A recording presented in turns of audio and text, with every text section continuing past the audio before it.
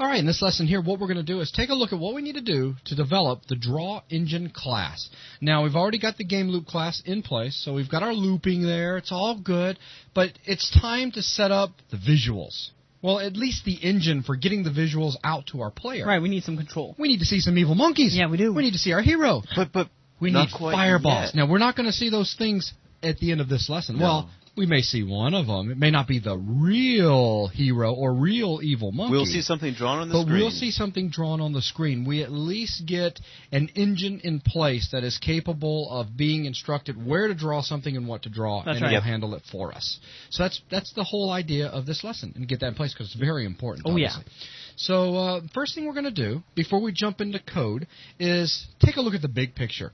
Because now, starting with this lesson, things are going to become more and more complicated. Yep. And with that, we really need to talk about what the big picture is, what type of functionality are we looking at achieving by the time we're done with our class, what functions do we want to create, what kind of data do we need to store, and once we understand all that in plain English, then we can move into the coding part and start breaking it down that way. Right, because it's pretty easy to get, like, totally lost in the code. If you sit down and you start designing a game, I mean, it's a good idea to kind of have a concept. Get your concept, and then come up with a design spec, and then of course you'll go back and change that. I mean, that's but the way it's it a is. lot easier and more convenient to change it in the design stage than it is to change it after you've implemented half the game. Exactly. I mean, you just don't want to sit down and start coding. That's I'm right. going to code the next Unreal Tournament. Bad idea. Yeah, bad idea. Start on paper first. So here we are on paper. Well, notepad, but close enough. And let's start talking, Joel, about what it is that we need to do. All right. Well, with our draw engine, we need to have a method to create sprites. Because if you think about, as we talked about before, what is a sprite? A sprite is a 2D image, right? Right. In our case, it's going to be an ASCII character. Yep. Well, we want to be able to draw these on the screen. So we want to create a sprite repository, as we have up here. Well, our repository is like a bucket. Yep. Right? And inside the bucket, we can place our sprites. A container. It's a container, and we put things in that container as we need to. That's right. And we're going to say we're going to create a sprite by saying, here's a picture, put it in the bucket, and we want a number associated with it so we can retrieve it from the bucket whenever we to need draw. So we can say, like, number 0 is our hero. Yep. And 1 is our evil monkey. Evil monkey. And 2 is our fireball. Fireball. So then later on we can easily say we want to draw number 2 and we're going to be drawing a fireball. Yep. Or if we want to draw 0, we're going to be drawing our character, our hero. Right. Okay? So it's just a container. That's all it is. So from there we have to have a function of some sort that deletes a sprite. Now in our case this is only conceptual. And let me go back to one thing real quick. Now with the create sprite repository, creating a sprite, that's actually creating that reference, the index and the character. That's right. Okay, that's an important thing to make sure they understand as you go into delete a sprite, where we now have the ability to basically pull it back out of the bucket and throw it away. Right. In our case, since we're just dealing with ASCII characters, we're not actually going to remove the delete. A sprite is not going to have any functionality. It's just going to be there conceptually. Yeah, if we decide to port this later on, right, which we will be, right, we'll be able to use this functionality, and it'll just be already built into the class. That's right. And we won't have to worry about adding it in. Which well, is the just concept good, of it. Yeah, it's just good programming. Yep. So from there we have how to draw the sprite onto the screen. Right. The create sprite. This does not. I'm just saying this again, representing the student union out there. All because we said create sprite doesn't mean we created a sprite on the screen. We created a sprite in memory. We created a sprite in memory. Just because we created in memory doesn't mean we can see it. That's right. So now by saying to draw the sprite on the screen, we can now simply say, look, let's look over in that container. And let's say number 3. Yep. We're going to draw him, and we can send that out along with some coordinates. Right, X and Y. X and Y. And then it'll then be drawn on the screen. And that's the draw sprites functionality. That's its responsibility. Yep.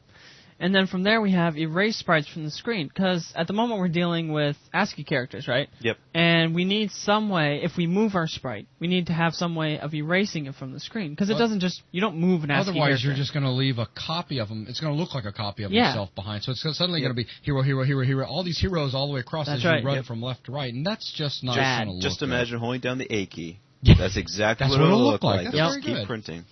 And from there, we have the ability to move the cursor to a location on the screen. If you remember, if you just do a cout statement, it's going to print out. If you do another cout statement, it's going to append to the end of that. Yeah, well, it's going to print out from left to right, starting at wherever the cursor's at. Yep. Okay, so let's say you're starting out with a new app up in the upper left-hand corner. Yep. And then, like you just said, it's going to append to the very end of it, and to the very end, until you give an inline. Right. But that's not really going to work for making a cool-looking game. Because there's no way to go back to 0, 0. Right. So what we need to do is have the ability to move the cursor back to wherever we want. To anywhere we want. Yep. Exactly. At any time we want. At any time, absolutely. So from there we have the ability to hide the cursor. And as everyone remembers, in a nice DOS-type window, you have the little blinking cursor thingy. Called the... Cursor. Carrot. The carrot, yeah. And the carrot can be quite annoying when you're supposed to be playing this ultra-cool game, and you got flash, flash, flash. Okay. Yeah, exactly. Yeah. So we need to hide that. Right. And from there, what kind of data do we have? As we were talking about before, we need our sprite character array, which is our sprite repository. Which our bucket container. Yep.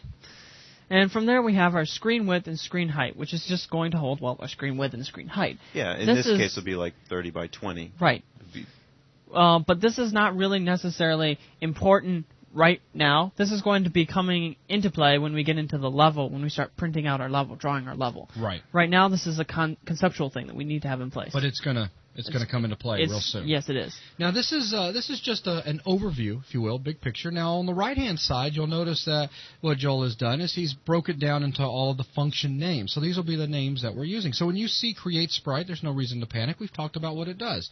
And delete sprite, same thing. Draw sprite, erase sprite, go to XY. You guys see some fancy word like that. No big deal. We're just telling to put the cursor at a specific place. Cursor visibility, and then we've got, of course, our variable names as well. Yep. So now that we've got a big picture, let's go ahead and jump back into our project, and let's start out by creating a header file.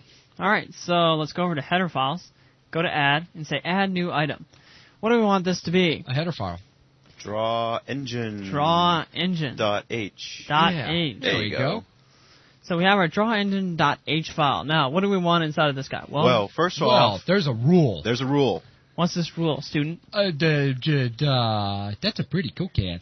Well, we got to make sure that it's, if it's not defined. Right, so we need to put that in here. Because we don't want to define it over and over because, we've already seen in past lessons we can run into problems. Yeah, we can run into some problems. That's right. So not defined. The name doesn't matter again, but you have to be consistent in your header file. Consistency is important. So let's just end off that preprocessor Look definition. at that. He followed the rule nicely, Dan. Yeah, I'm impressed. I am, too. Thanks a lot. You're All welcome. right. So now let's define our class, our draw engine. And inside of this, we can actually just define all the functions that we have. That's right. Why don't we just define all of them first? Yeah. The first thing, we're going to define our constructor, right? Yes. Our constructor is going to have the same name as our class. And inside of here, we're going to pass it. Remember, we talked about the screen width and screen height. So we want to pass it, the screen width and screen height, to the constructor. And we'll give it a default value of 30 and 20. So y size equals 20, and just end that off. Yep. We're also going to give it a destructor, which it will come in handy in a little bit. Well, what we'll do inside of the destructor is turn the cursor visibility back on. Right. And inside the constructor, we'll turn the cursor visibility off. Then from there, let's go ahead and create our sprite. Now remember, create sprite is going to put sprite image into the bucket, and it's going to assign an index to that, right? So we're going to return the index as well. That was assigned to that sprite. We're also going to, however, pass the index to the create sprite function. Yep. Because under the hood inside of this version, whatever index we pass into it is actually going to be passed out unless an error occurs. Then we'll get something and then we'll different. pass out a negative number because a sprite in the game won't have a negative index. Right, so basically you can check if create sprite, and we pass it the index 2, returns the value 2, then it works. Yeah, you're all set. Right. So from there, we also need our delete sprite function. So delete sprite, and we're just going to pass it int index. From there, we also need our erase sprite function. Erase sprite. Nice. And we're just going to pass it the coordinates, position X and Y. Position Y. Because what we're going to do is just draw a space character. That's right. We don't need to tell them which one to draw. Yeah, because a space will effectively erase it. Yep. And now we have our draw sprite, which has two things, actually three things. The index, which is which one we're going to be drawing. Like the hero, the evil monkey, the fireball. And then we're just going to pass it the position X and the position Y. At. Yep. And we need a little bit of local variables here inside our protected variables. Our screen width and our screen height. Simple enough. Also, we're going to need 2 private functions. Which 2 ones are these? Do you remember? Well, we need the ability to move the cursor, which Right. was go to XY. So go to XY. We're going to pass it where to go. So int X and int Y. And we also need the ability to turn on or off the visibility of the cursor. So cursor visibility. I'm going to capitalize V. And we're going to pass it a bool, True or false? which is true or false. If it's false, it'll be hidden. If it's true, no. I had that backwards. No, I had that right. Joel, help me. Cursor visibility set to true means you see it. If cursor visibility is set to false, you won't You see don't. it. Yeah, that's what I meant. Yeah. Now we know. And I do remember the semicolon there, and it's important. Not that Joel is I've never ever forgotten that. In the source files, we're just going to right-click. Since now we have the header defined, we can go ahead and create our source file. We're going to start implementing the code, so to speak, the actual Yep. meat Draw of each engine. function. CPP. There we go. And first thing we can do is just say to include. To include our draw engine. Because this file needs to know the template. It That's needs right. to understand what class is being made and what functions are associated with that class. Right. Exactly. Yep. So the first thing, we'll just create our constructor. So draw engine, and of course we have our int x size and our int y size. And inside of here, all we need to do is set the screen width equal to x size and the screen height equal to the y size. Yeah, because a constructor is a place where you'll take care of assigning any variables you need in the class. That's or right. Any pre-functionality that you need to make. Right. And even though we haven't set up We'll just say go ahead. set cursor visibility. Yeah, because we have mentioned already in the concept that in the constructor we're going to want to go ahead and hide Yep. our cursor. Yeah, so when we get to implementing that, we'll come back back and put it there. Right. Next, we'll just go ahead and implement the Destructor as well. And all this is We need to doing make is sure we set see our cursor again. visibility to true. I kind of typed it wrong here. To false, my bad. That's what happened to me earlier, wasn't it? Yeah. Yeah. Okay. So Now we go on. have our draw. Now we're going to do the create sprite, because that one's important. We Right. need to create our sprite before we can draw it. So, create sprite. And we need our int index and our character C. So inside of here, what do we need to do? Well, the first thing, all we need to do is say, remember, what is the array that we have inside? Sprite image. But we forgot to create that, didn't we? Yeah, we did. So let's go back to our header. And remember, we have our variables here. Let me just switch back over to Notepad for just a second. You notice we have the sprite character array. And we define the name as sprite image 16, which 'Cause means we in can hold only 16. 16, right? Yep. Of course, we can extend that to however many we want, but Right. And now you can, at this point, hopefully our viewers remember the lesson on arrays from way back, and then Yeah. they can see the association now between this index number and the actual character, because the character is being stored in that specific index number of Exactly. the array. So this is how difficult this function is going to be after we define After the, we actually define it.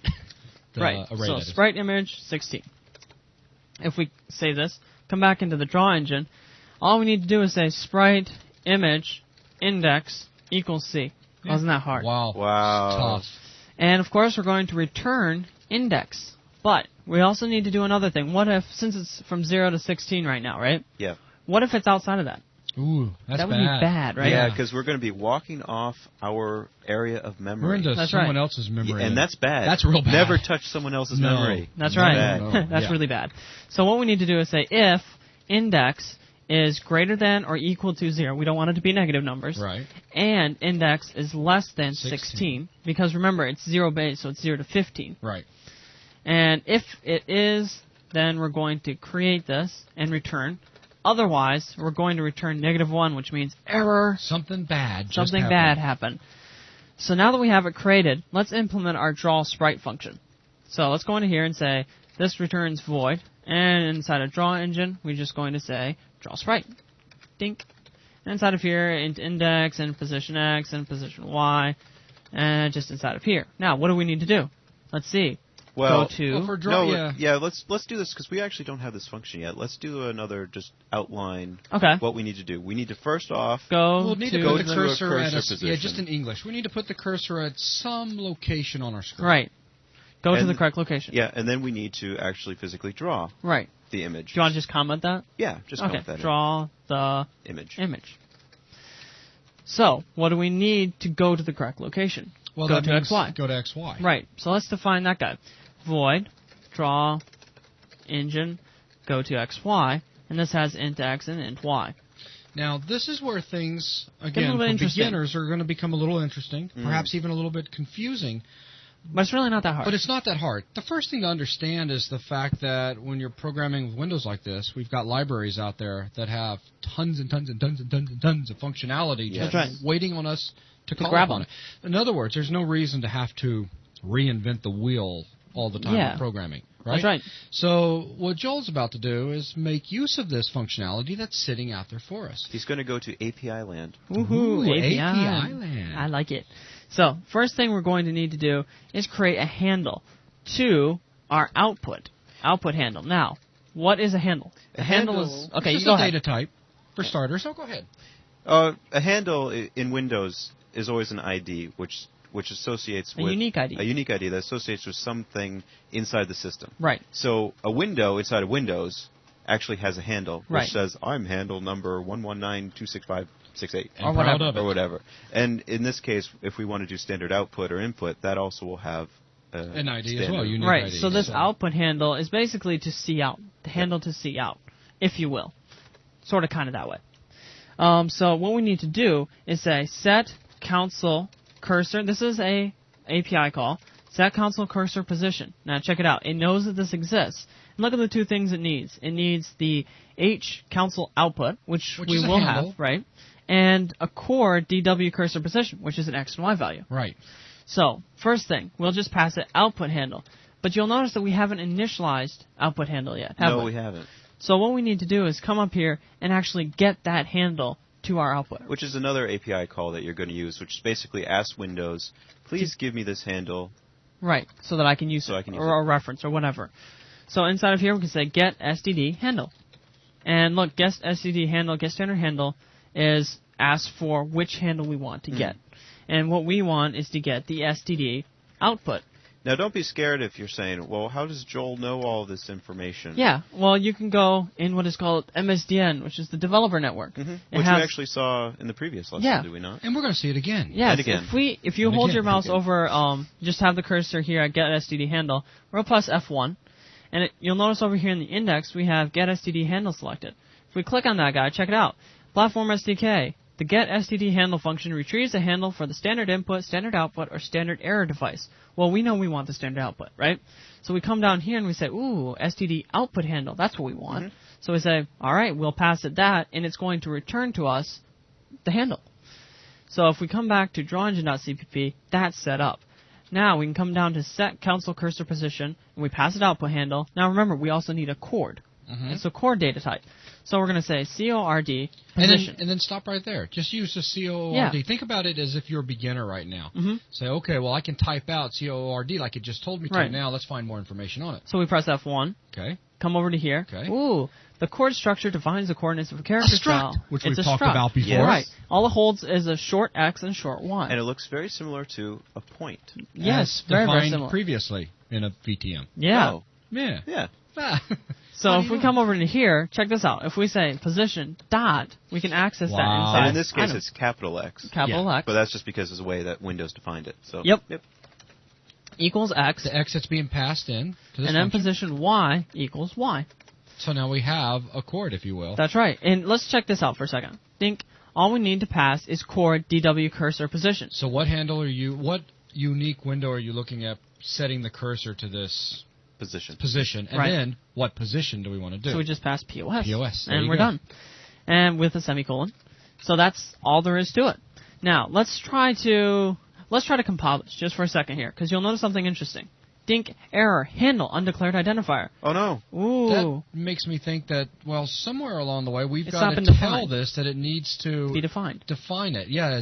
Where does it get this from? Right. We need to make it aware. That's the word I was looking for. Yeah. I was digging for a specific word. And it's going to be an include This statement. is probably an include thing. But before you type out what? Okay. Before you type that out. Good point. Let's show them. How do you know what to include? Well, let's say get STD handle. All right.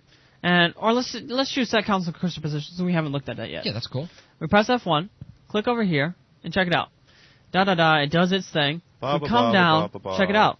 Header, declared in WinCon.h, include Windows.h. So it's telling us to include Windows.h. And by including this, of course, then our application is going to be aware of well, what it is. So if we come in here, we're going to use Windows.h. And as a consequence of including that, we also know what a handle is. We know what a handle is. We'll know what a chord is. We know what a get STD handle is. All that stuff. It's all defined in Windows. So if you think that's everything that's included in Windows.h, no. Man, there's a lot. In fact, just to freak people out just a little bit, we can right-click on this guy and open this, and as you can see, there's a lot of stuff in here. And it's some interesting nighttime reading. And look at all the includes. See, it includes all of these as well. Like WinCon.h is where what we had a second ago was included. So if we open this up, check out this. Oh, wow. Now it's all of this in here is included.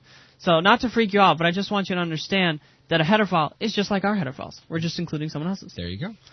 So with that set up, it's compiling very nicely now. Now what do we need to do? Well, we need to go to the correct location. We now have the function necessary to do this. So we can tell them. So we can say go to XY, position X, and position Y. Wow. That was hard. That was very hard. So now with that set, how do we draw the image? We can use cout. Okay. So cout, because we're now at the correct location, sprite image, grab from our bucket the right index, dink, the right image. Simple as that. That is a draw sprite function. Now, just watching Joel type in that function there just kind of made me think about something that's worth pointing out here. When programming, it is a good idea to always leave comments behind. It is. And we just had a couple of really good comments in there explaining in English what it was that we were doing. And generally, you're not going to want to remove those. Especially if you develop your application by first going through your functions and just putting in base comments so that you can then go back and continue adding functionality in later. That's right. You want to leave that stuff in case, A, you come back to it a month later and you go, think, oh, what'd that do? What was I doing here? Then you spend an entire day trying to figure out what your logic was. Yeah. Or if you get fired and Dan comes in and sits down and goes, what was he thinking? And then Dan's got to spend a day figuring out what you were doing. That's right. So these comments are really important. Now, we have not been doing it a lot. Of course, I'll start kind of pushing Joel just a little bit as our applications become more and more complex. Complicated. But yeah, do keep in mind, right now we are keeping things relatively simple, but they will become a little bit more involved later. Yes. And comments will become important. So as a beginner out there, please try to remember, throw these comments in there as much as possible. All right, so with that, let's try to compile this, and you'll notice another little problem. Cout, undeclared identifier. Oh, but we've seen this one. We've seen this one before. The good old IOStream. Yeah. And then using namespace. SDD. How's that? It should be much better. Ding, it's happy. Hey. So with that, we actually have a working thing going on here. But now we need to test this out. Yeah. Does it work? Let's just switch back over to our solution here. Go back to our game.cpp. And let's put this guy in here. But where could we define it? We could define the draw engine right here. An instance that would be as a local variable inside of the function run. But then that means that our timer update function couldn't access it. Yep. This guy couldn't access it, so we don't want to do that, right? What we're going to do is go to the game.h and put it as a private variable. Yep. Which makes sense. So that every function inside of this class can access it. That's just for convenience sake. Yeah. So we can say draw engine, draw. Oh, of course, we need to make sure that Game.h is aware of draw engine. So what we need to do is make sure that this right here is we have include draw engine.h right here. Right. So draw engine.h is right there.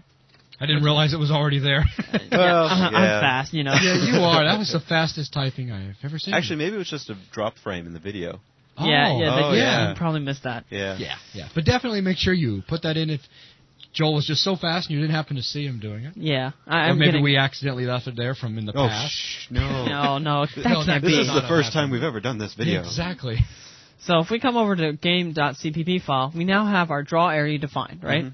So what can we do? Come in here, draw area dot. Let's create a sprite at index 0. And let's make it our evil monkey. Evil monkey. Hey, it's the evil monkey. And then we'll draw him at draw sprite. Let's say we want to draw 0 because that's our evil monkey. And we'll draw him at 5.5. All right? So in other words, what we should see is when we get our little console up, 5 units over, 5 units down, X representing left to right, and Y is from up top and down to bottom. And 5 over and 5 down. Evil monkey is coming on the screen. And since characters are taller than they are wider, it's going to be further down. Yep. And there you go. Look at that. Look at that. There. Oh, look at that annoying blinking cursor. It's a blinking beacon. This comes back to another function that we were going to implement, which was cursor visibility. But we do have an evil monkey. Yes, we do. We do. And look how evil it is. It's evil. It's scary. And the frame rate is still 30 frames, I saw. Very nice. Yeah, that was quick, but yeah. So let's come back over to our drawEngine.cpp and implement the other functions that we need to do. So first one, cursor visibility. So let's come in here and do our cursor visibility with, not vool, bool. Vool. It's fuzzy logic. Fuzzy logic. And we're going to do another API land trip. That's right. It's going to be exciting. First, we need our handle to our output. Here we go again. Just like we did before, because we're changing the output. That's right. So we need a handle to it so that we know what to change. From there, let's just go ahead and put in the output handle, get std as before. handle. You can copy and paste if you wanted to. I like typing. I know you do. You'll need to add a equalities sign in there. Shh, Dan. I was going to laugh at him. Oh, I'm sorry. I like putting the equal sign afterwards. All right. From there, what we can do is set the console cursor info. This is another API call that we can do. So set console cursor info. Let's see what it needs. It needs the console output, obviously, the handle, and it also needs this thing that's a constant console cursor info, which is another structure, and it's a pointer to it called LP console cursor info. Oh, representing the student union here. You're scared. My head just popped. So what this means is we need to declare instance of console cursor info. But that looks so scary, Joel. Is it going to be as bad as it looks? No, check this out. We can say console underscore cursor underscore info. But what the heck is it, Joel? No kidding. All right. Joel's like, I don't know. I'm like, why don't I use F1 and show you guys? Oh, yeah, such F1. a handy feature. There it is. So let's see. The console cursor info structure contains information about the console cursor. Never saw that one coming. DW size. All right, and we have be visible, which is what we want. Be visible is going to control whether the cursor is so that's visible or going to not. be the true or the false value that we passed in. Now, the DW size is a percentage of the character cell that is filled by the cursor. Blah, blah, blah, blah, blah. Oh, wow, so we could play with that if we wanted to, but no, we don't want to. No. Exactly. So what we're going to do is just go CCI info dot be visible equals visibility. Whatever was sent into the function. Okay. Visibility. You can do it. Thank you. You can do it. I missed an I. You can do it. Okay. You can do it. Oh, I know. Yeah. I told you. That's good. That's good. All right. From here, we're just going to pass output handle and a pointer to it, which means we're going to need dink, the ampersand, CCI info. End that off. Dink, dink. Now let's compile it. It's happened. Yay. But now we need to use this, don't we? Yeah, because we were going to use it in our constructor and in our destructor. Exactly. Right. And we even left comments behind. There they are. Set cursor visibility to false. So let's go into here and say cursor visibility, and then false. And then copy this guy and put him down here as true. Just so that we make sure we turn the old cursor back on. Yeah. So if we run this, we won't have the blinking. It'll be on. Just an evil monkey. Hey! Wait a minute. Oh. Here's the thing that we need to do, which I purposely left out so that you guys could see it in a second. What we want to do here is, if you come over to here, you'll notice it says something about percentage of the character cell that's filled by the cursor, blah, blah, blah, ranging from all that kind of stuff. What I'm going to do... There's nothing that deals with what you just saw. There's nothing to deal with what you just saw. I'm going to set this structure, DW size... The item inside that structure. ...just to the size of the console cursor info. Actually, you know what I'm going to do? I'm going to show you guys the set console cursor info, just so you guys can see what's inside of it. Okay. So let's come over to here and check it out. Dinga dinga. The DW size member of the console cursor info structure specifies the percentage of a character cell that is filled by the cursor. If this member is less than 1 or greater than 100, set console cursor fails. So why don't we just put in the value 1? Okay, because it failed before. Yeah, I don't know what I was doing it here. was a junk value. Right, it was a junk value. We don't know what was in it. And it just happened in this case not to be between 0 and 100. That's right. So if we compile this guy and run him... Evil monkey, no flashing cursor. Evil monkey, no flashing cursor. Isn't that great? I like that. Yeah. Yeah. And then if you hit a button, of course. Dink, dink, dink, dink, dink, and now dink, hit Q. dink, dink, dink. But look, our cursor is back. Yeah. Isn't that great? Hey. All right. All right, so that's our cursor visibility function. Let's see. Did we forget anything? Well, we have the erase function that we aren't going to actually implement, but since we're talking about it, we might as well put it inside the code as an empty function. Yeah. Right. Our delete sprite, you mean? Yeah, delete sprite. No, you're saying erase sprite. We do need to implement that. I'm getting confused. Uh-oh. So let's implement our erase sprite first. let's do this. Okay. Because if we're getting confused, then our viewer's no longer watching this. He's done going to the bathroom again. Oh, Bring up Notepad again. Okay. Go down. So let's bring get up back to the Notepad. big Okay, picture. so we created the repository. Let's put a star here. There you go. That's what I want to see. We drew it. We draw this right. We can move on the cursor. We can move the cursor. And we can hide the cursor. We can hide the cursor. And we have the sprite We have character these, array. we have this, and we have this guy. Okay, so we have 2 things left. We need to Delete and erase. But again, the big picture helps to keep Yep. everything clear. It does. So let's come up to here, and just for buzz, we'll put it in the right order. We'll delete the sprite first. So void, delete, draw engine, Yeah, that's a good thing. delete sprite. It's so much fun being the guy that types. I get all the Sprite crap. you want to delete out of the Yep. array. In our case, though, as we were saying before, we don't really need to implement this.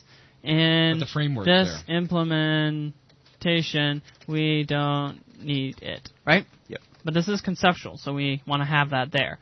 The next one is going to be our erase sprite. So right here, what we're going to do is say void draw engine erase sprite And in it's gonna position look X and position Y. So in other very words, much like where drawing. at do we want to put a space? Since we're just dealing with ASCII characters right Yep. now. So now we have a position X and a Y to basically instruct the cursor to go to. Right, so And then we can see out of space. this is going to be hard. No, wait. Oh, okay. Man, that was tough. Was that tough? Yeah, well, no. No inline at the end of that? No in line. Yeah, We- of course not. Well, we could. Yeah, we could. But, there's really not a point No, because there's when we no call it point at again, all. we're just going to go to another X, specific Y, point, and exactly. Yeah. So let's go back to our notepad here. We got this guy, and we got this guy. We're done. Yeah. Now, Now, we want to show it off. let's see how this baby works. Yeah. Let's take it for a test spin. Test spin. So let's go back to our game. You know what? I'm going to exit this because it's bothering me. And let's come back over to here. And now I want to define a few interesting things. I want to have my cursor, my this evil monkey, kind of go from left to right and kind of just loop back and forth like that. Not back and forth, just loop, loop, Well, loop. we could use that to show off the frame rate thing, Yes, right? we can. How So- fast can he run back and forth? That's right. Evil so let's- monkeys can run very fast. Oh, yeah. If Yes. we don't take in the control for game speed, That's right. They go out of control. he's going to be unbelievably fast. So let's take out draw sprite from there, and for now, I want to put him right here. So every time I press a character, he's going to move forward one space. Okay. But we need to have this guy say position X. We haven't defined position X yet, have we? Okay. So what we need to do is save this, and let's go back to our Game.h, and inside of here, let's define a variable called int position X. And you're doing this just as a temporary variable. Just to show off. So that all of our functions can have access to it. All right. So if we come back to game.cpp, let's make sure we define position X and set it to 0 first. Okay. Initialize it. Now we're going to say, all right, we've put it at position 0. Let's increment it. So now it's going to move to the next position, right? Which would be to the right of the screen. That's right. Okay. So let's compile this and try to run it. Dink. So nothing's going to be showing up yet because we need to press a button. Okay. So let's press space. Dink, dink, dink, dink, dink, dink, dink. There's an evil monkey. Hey, Our he's evil monkey. leaving that trail behind that we were talking Yes. about earlier. And you notice as well. that here's what you pressed is continually being reprinted. Right. It's being printed where Right we need after. the next thing. Yeah. So what we need to do, let's press escape. And let's get rid of this. Let's just comment this out for a second. Okay. And now we need to erase that sprite, don't we? Yeah, because we don't want to leave that trail of evil monkeys the old behind one. us. When we moved over, we want to get rid of our old self. Yep. Right. So let's go draw array.erase sprite and erase it at its current position. So this and 5. Then move move it to the next forward. position And redraw. and then redraw it. Right? Excellent, yeah. So let's compile him and link. Run him. Dink, ding, ding, ding, ding, ding, ding, ding, ding, ding, ding. Ooh, you have created a game of can Something. you get from left to right. Yeah. Now let's take advantage of not having to have the user press a key. It just directly moves forward so that over we time. can see exactly what rate our game's running. That's right. So if we press Q, you notice it's still 29.425 Not for frames long, a second. baby. Not for long. Well, it still will be, but the way that we're drawing it, because we're not going to be inside of the Yeah. timer update, That's right. it's going to go wicked fast. That's true. So Wicked if we fast. if we put this guy right inside of here, what's happening when we're inside of this loop is we're waiting for a person to press a key. So nothing's going to happen, right? We're going to say timer update, then we're going to draw it. So there's no limit as to the speed right now. Okay. It's just going to go as fast as it possibly can. here's what we're going to get. It's going to look really strange, so don't freak out. That's a lot of evil monkeys. Nice sound effects, Joel. Yeah, that is an army. That's an army of evil monkeys. Pretty freaky. Now, here's the problem that we have. Position X. We have 80 characters that we can print across the screen. But I'm going position X, +1, +1. When it gets to 80, it continues going up. Oh, it goes to 81, 82, 83. It can go all the way up to some massive numbers right now. So what we need to do is have it, when it gets to 80, go back to 0. Okay. Or when it gets to 79, go back to 0. Whatever.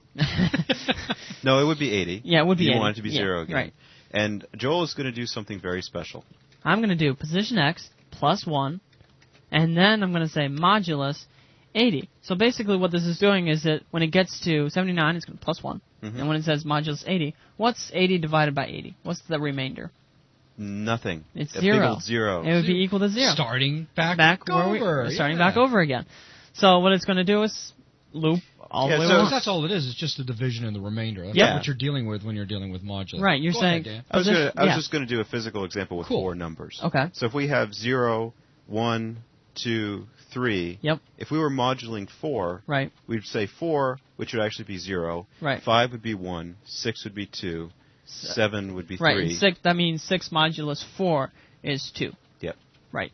Representing the student union, I know that some of the students out there are very confused, but my suggestion is take a piece of paper and a pen and draw it out with just the 4 numbers. And I think that'll make it a lot easier to see what's going on, because this could be kind of difficult to visualize if you're not a mathematical person. Yeah, actually a really easy way to do that would be just write out 0, 1, 2, 3, 4, 5, 6, 7, 8, 9, 10. Every 4 numbers, draw a line. So in between 4 and 5, draw a line. In between 7 and 8, draw a line. Then underneath it, write 0, 1, 2, 3, 4, 0, 1, 2, 3, 4, 0, 1, 2, 3, 4, and you'll actually see the lineup if you write them one underneath each other. Right. So, with that out of the way, let's try to run this so you can see what's going on. Oh, just getting my sound effect ready. Whoa. That's really, really fast. That is fast. I can hardly see an evil monkey on that screen. And actually, the people might not see anything. Good point. To them, it looks slow. Yeah. It was catching it just right. So let's exit that, and let's start capping this guy. So, I did not mean it that way. So what we can do is cut that guy out right there and go over to timer update. And remember, if we are not running at the correct speed, we haven't waited long enough, it's going to directly return. Yep. So if we get down into here, this is where we want to now do an update. Yeah, because we're at the correct time when we can do an update. Yep. So if we do it this way, we should get our nice limitedness. Fancy.